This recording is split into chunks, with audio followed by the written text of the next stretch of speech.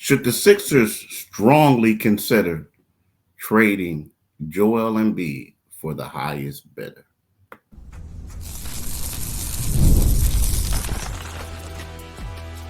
You are Locked On 76ers, your daily Philadelphia 76ers podcast, part of the Locked On Podcast Network, your team every day.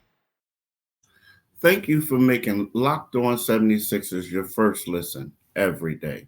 We are free and available wherever you get your podcasts and on YouTube, part of the Locked On Podcast Network, your team every day.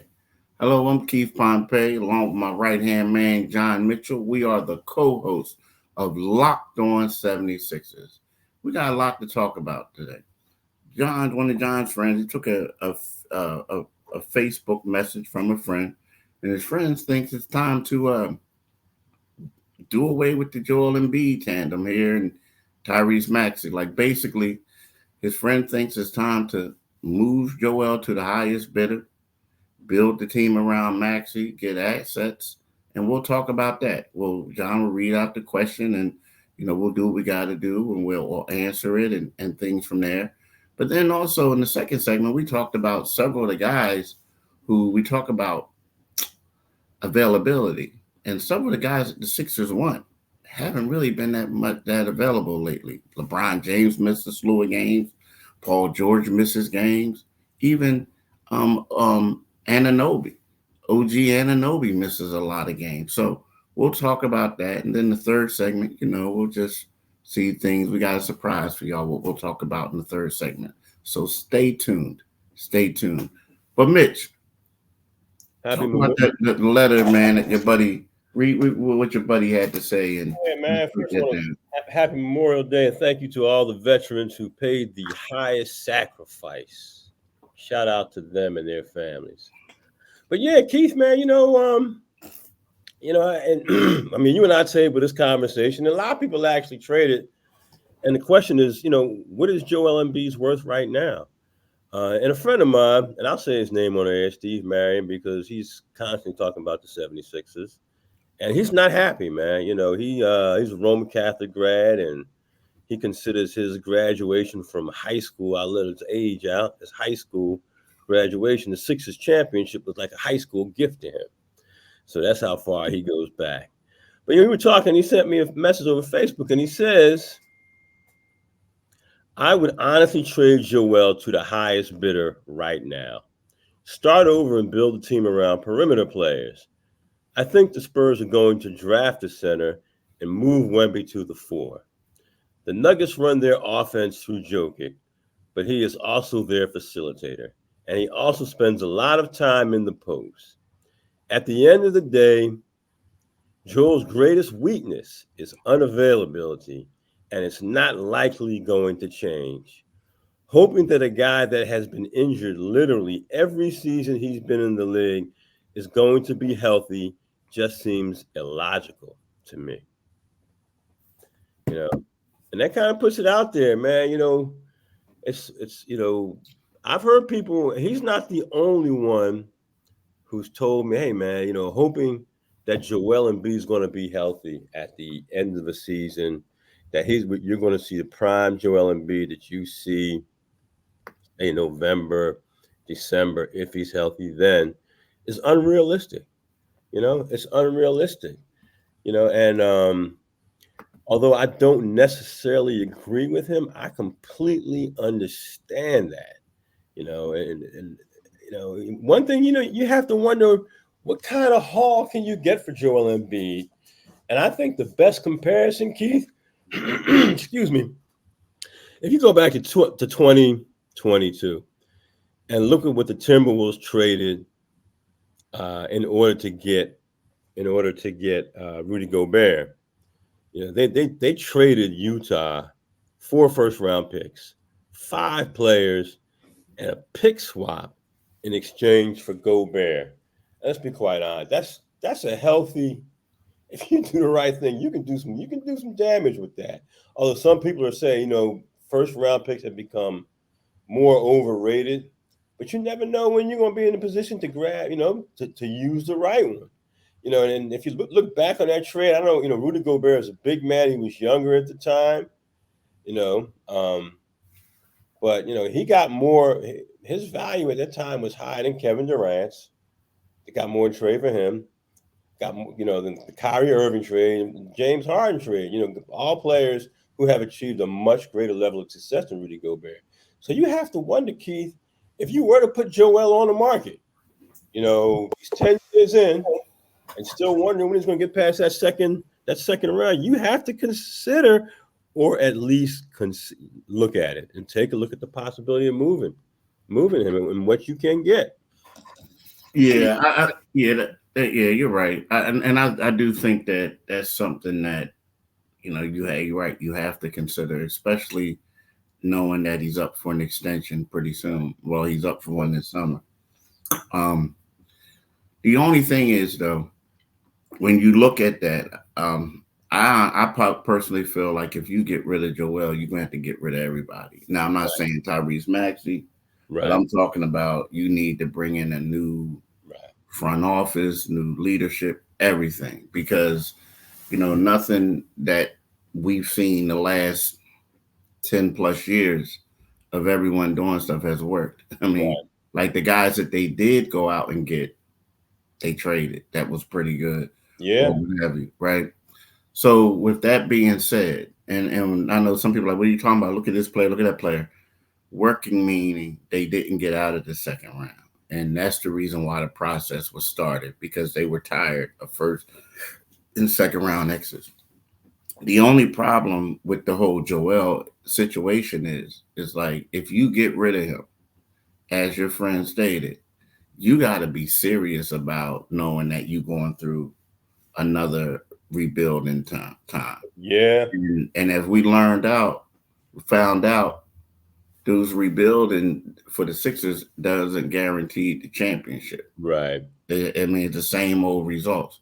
So you can say that, but right now I'm here to say, like, I don't know if we talk about the highest bidder. So they're going to get a lot of draft picks. They're going to have a lot right now. Come draft night, they're going to have more. But to me, with Joel Embiid's injury history, you're not going to get the value that you think you're going to get. Right. I mean, you're not going to get that value that you think you're going to get. You're going to get something, but you're not going to get that type of value. Secondly, I also believe that, you know, when you take him off this team, like if you look at it and you say, okay, I'm going to add Paul George to the mix with Joel Embiid and Tyrese Maxey, LeBron James to the mix with Joel Embiid and Tyrese Maxey. That's a championship contending team. Right. If you say I'm going to add those to the mix with Tyrese Maxey and a bunch of role players, then you're looking at it like, how much better did they get comparable to other teams? Right. So that's the one thing that you just got to be cognizant of, is just that how dominant a force he is. Now, again, your friend raised some great questions, because his dominance don't mean anything if he's not at 100% in the playoffs. Yes, you know what I mean? That's the problem. So it's something to consider, but I'm just telling you, after I don't know that this front office can do it, nor do I know that if Tyrese Maxey can carry the team at this stage of his career to where you need to be. You know what I mean? And you obviously need to, it can't be picks. You got to get a player in exchange for Joel. You got to bring somebody who you can pair with Tyrese Maxey. I mean, you'd have all that cap space. But another thing I think people don't really consider is that, you know, Sixers are trying to get a new building, you know, and as much as people kind of say, well, that has nothing to do with it.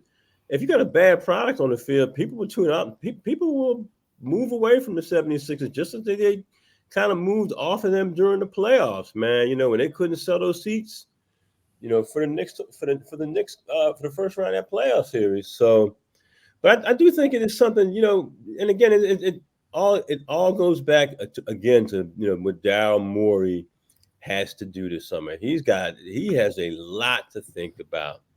He has a lot to think about. But right now, we can talk about this a little bit more on the other side. Right now, I want to talk about one of our sponsors, eBay Motors. Passion, drive, and patience. The formula for winning championships is also what keeps your ride or die alive.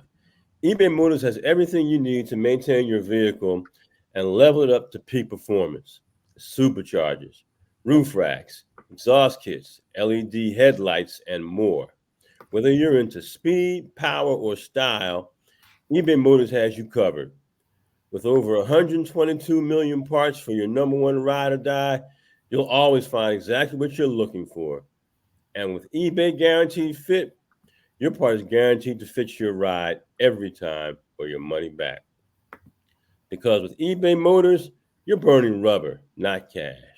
With all the parts you need at the prices you want, it's easy to make your car the MVP and bring home huge wins. So keep your ride or die alive at ebaymotors.com. Eligible items only. Exclusions apply. eBay Guaranteed Fit only available to U.S. customers. Are you watching Fox Sports or ESPN on your TV all day? Have to turn down the volume with all that shouting? Make the switch to Locked On Sports today, a free 24/7 sports streaming channel programmed for you every day to bring you the biggest stories without all the screaming. Locked On Sports today brings you can't-miss analysis, opinions, and news, streaming 24/7 on YouTube or the free Amazon Fire TV channels app. Part of the Locked On Podcast Network. Your team every day. Do it today, people. Definitely do it today. Today. Look, Mitch, a lot of talk is about, Joel and his injury history, and that's a main concern. But, as you alluded to, as you pointed out, not alluded to, you straight up said it. Like, a lot of these dudes that they going after, they miss a lot of games too. OG misses games, all of them. Just talk about some of the stats that you came up with to let the people know, so we can inform. Say like, oh, you're just hating, but let them know that these dudes aren't available either. The guys they want. Now again, I get it. The Sixers may say, hey, we're not worrying about the regular season. We're just trying to get to the playoffs where these guys will be up. But the games that these guys have missed isn't encouraging. No, it's not. It's not. We all, we're well versed in Joel's availability. We all know that since he's been in the league, he missed 336 games since his rookie season, and that turns out to more than 482 game regular seasons. A lot of that came at the early stages of his career. So, if you look over his last five seasons, he's averaged 55 games per season over his last 5 seasons. And so you say, okay, well, it's not very good, But look at OG Anunoby. OG is just 26 years old. And over that same 5-year stretch, he's averaged 55.4 games per season. Now, Pascal Siakam is another guy, 30 years old like Joel. He's appeared in an average of 67 games over the last 5 seasons. So he's more reliable. And now here's the guy that I think you and I probably agree, if they do land somebody from the geriatric ward, LeBron James is 39. And he appeared in 71 games last season. It looked very durable.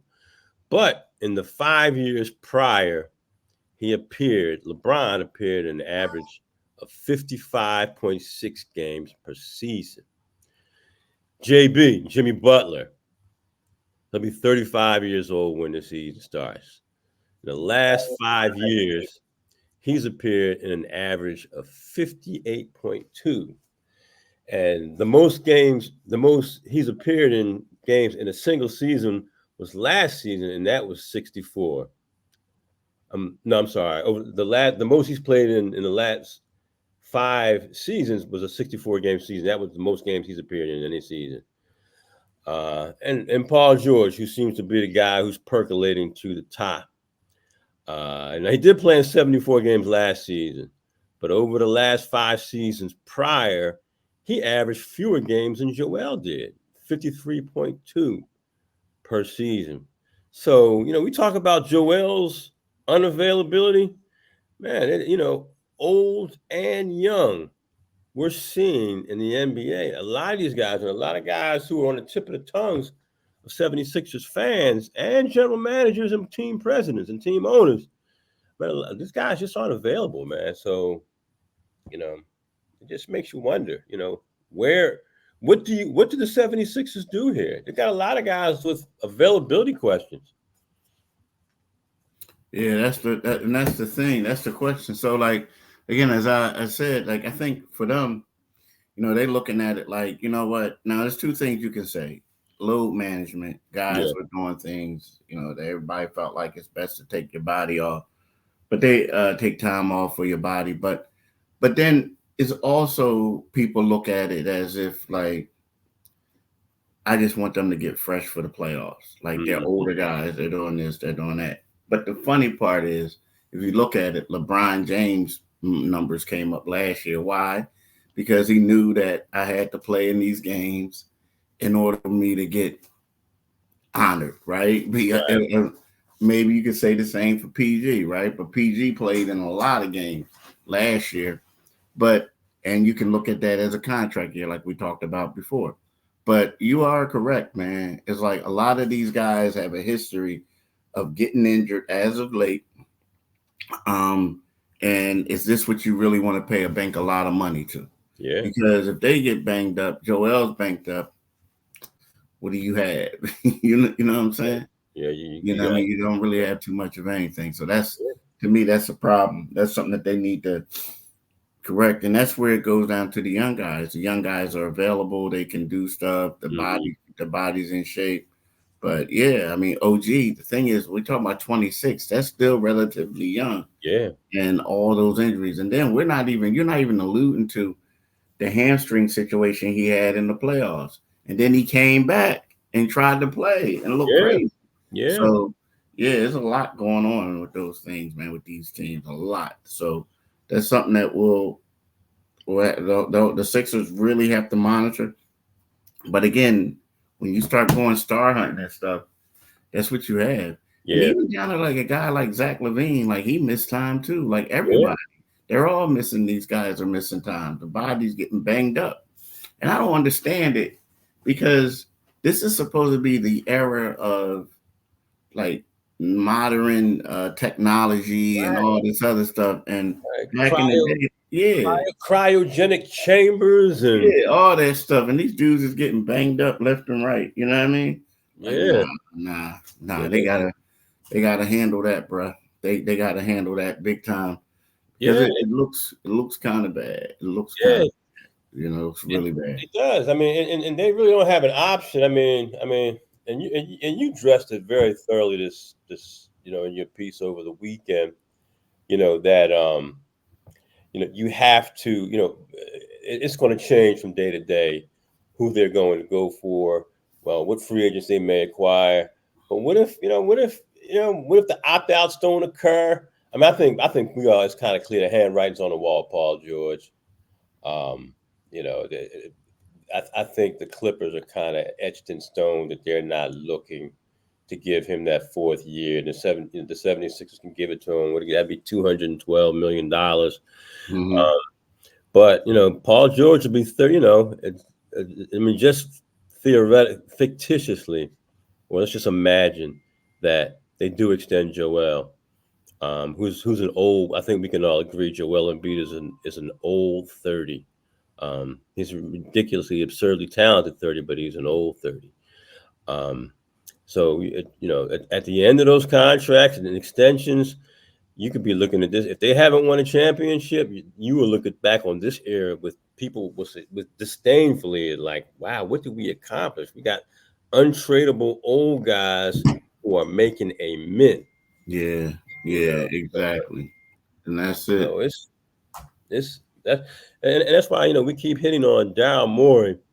I know when I was covering the beat, man, I was critical of the analytics guys, and there's definitely a place for it in the game.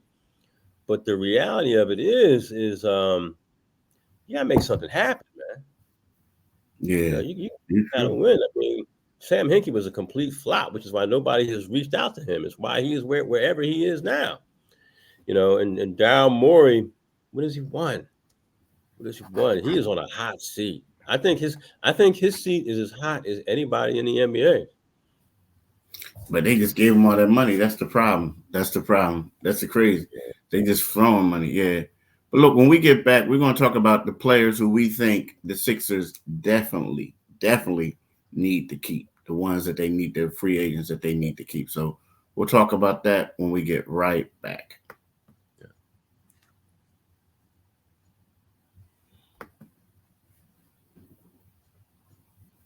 So, Mitch, who are two guys that you think they should keep? Now, I'm going to tell you who my two are, right? Listen, Keith, we are so invested in this NBA. I think we're going to say this. Unfortunately, I think we're going to say the same two people. Who? I'm thinking Kelly Oubre and Nicholas Batum. Yep. Yep. And those they make sense. I mean, those obviously make sense. But go ahead, man. I mean, tell me why you think so. I mean, tell me why you think. I think Kelly Oubre is viewed as somewhat as an outside guy in the NBA, somewhat of an outsider, an interesting guy. But as you know better than anybody, because from a media standpoint, you saw as much as him as anybody out there. The guy can play. The guy's a better defender. He stays focused at the defensive end. He was really your third option consistently down the stretch. He had that little funk. He struggled to regain himself after, the bicycle incident. But once he got on point, it was like, hey, man, this guy. I've seen a lot of minimum salary guys in the NBA. He's not one of them. He's not one of them. And Batum is you do need somebody who can sort of be. He's obviously the glue guy, but I think he also speaks to Joel. I think he's a Joel Embiid whisperer. You know what I mean? Yeah. I think he is the mature guy, the guy who and plays hard. And another guy he's starting to break down, but when he's out there, he's very valuable to this team. Yeah, I agree 100%. I mean, I just look at it from what I saw in the playoffs. What I saw, a guy who can be an unheralded star. It could be a starting power forward, depending on who they bring in, right? I believe that. Yeah. And you don't need him to be the man. Like, you're already going to have three people who are going to provide the bulk of the offense, right? And then Kelly could be that fourth guy. But I think as Nico, his selflessness, his high basketball IQ and everything, I mean, it's crazy to think that he was the only one who they felt comfortable with doing outlet passes, right? Like, yeah, it's crazy, man. This is the NBA, bro. Like, yo, ain't that what you learned in like middle school or stuff? Right. Stuff? But it was crazy. So, I mean, I don't know. He seemed like a guy when the playoffs start that he upped his ante. Yeah, he stepped up and he did something. Now, granted, he did get tired like the rest of them, but he came to play. Kelly, like I do think that if you got a good role for him, that he's going to be a beast for you. You know. Now I don't know if that means starting or coming off the bench, because I just think that whatever role he has, I think he'll be a pretty good one at it. Like, even if he's a 6-man or if he's a 2-guard, whatever they have him doing, I think that he'll play well. But again, there's a lot of other guys that they could go after. But those two, I just feel like they just bring a winning mentality. They bring not really, I think the winning mentality is, because some people may say, well, Kelly never won. He rarely been on a winning team and stuff like that. But I'm just saying they got that mentality, like, where they could give two Fs, so to speak. They just want to go out there and play hard. And now the thing about Kelly is, if he gets paid, how does he still play that way? Because part of his motivation was to get paid, right? But at the same time, of all the players out there, I think that they are the top two to go after. They have to be. Now, maybe if you want to bring Kyle Lowry back at a leadership role, you know what I mean, you can do that. For a leadership role. But outside of that, I don't know. I think you can get some replacements for some of these other dudes in the draft. No, you can. I mean, I like Melton now. I like Melt, but the back, like as we talked about before, that concerns me a little bit. Right. And people, like when people knock Kelly Oubre Jr. for hasn't won anything. Well, I mean, two of the teams he's had long stretches for are the Washington Generals, and 2 years in Charlotte. Ask Michael Jordan how hard it is to win, who's been in both of those situations, one of which I covered. You don't win when you're in Washington. You don't win when you're in Charlotte. He's a guy who brings, and he brings those splashy moments, and he brings some athleticism to a team that needs some athleticism. I say another guy. I'm still not. I'm still not out on the guy from the Pacers, Buddy Hield. Buddy Hield. And I'm not using that 17-point second quarter he gave the 7. Yes, you are. Yes, you are. But you know what though? Okay, even if I do ride with that, he showed you a glimpse of what he can do. Now, when he came to the Sixers, he showed us a little creativity and wasn't just standing behind a 3-point line. But we do see now that teams will play him and take away his driving. And if the 3-point shot's not falling, that's the thing with the entire league. If your 3-point shot is not falling, Karl Anthony Towns, you might be in trouble. You know what I mean? So I'm not completely out on Buddy Hield either, Keith. At the right number. He didn't do himself any favors. I didn't mean to cut you off, but talk about Karl Anthony Towns. Why they kill him like that? Charles Barkley and them said he capping. He ain't shooting the ball that many times. Yeah, but he's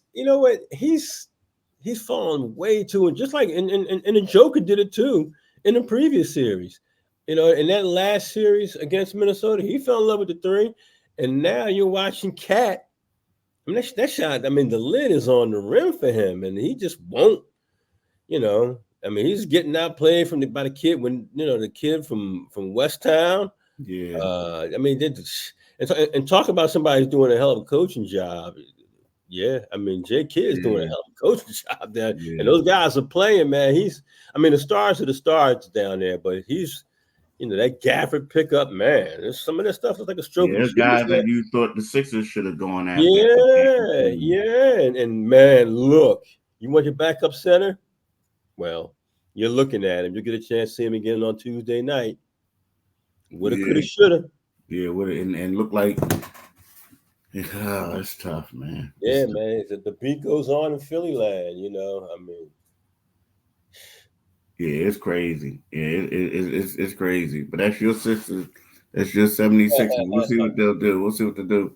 But look, y'all, we want to thank y'all for logging in on this holiday, checking us out. And we'll be back tomorrow, talk more about your Sixers. But before we go, I want to talk to y'all about Locked On has launched the first ever national sports 24/7 streaming channel on YouTube. And now it's also available on Amazon Fire TV and the free Fire TV channels app. Locked On Sports Today is here for you 24/7, covering the top sports stories of the day with the local experts of Locked On Plus, our national shows covering every league. Find Locked On Sports Today, now available on the free Fire TV channel app. For me, we want to thank y'all again for listening, and we hope that y'all have a blessed, and I mean blessed, holiday. Peace. Have a great one, y'all.